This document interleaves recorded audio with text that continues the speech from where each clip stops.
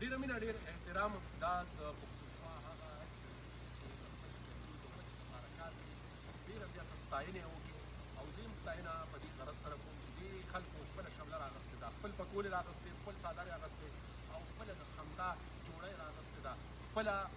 زموږ چې کوم پیزار دی سپلی هغه یې راغستې دي او دا دنیا ته په دې خاطر باندې ورښایي چې زموږ د پښتنو دا پرامنه تصویر دا پرامنه مخ دی او زموږ د دې ټولنې دا ښکلي رنګونه دي او دا د دې غرض دپاره چې دا زموږ د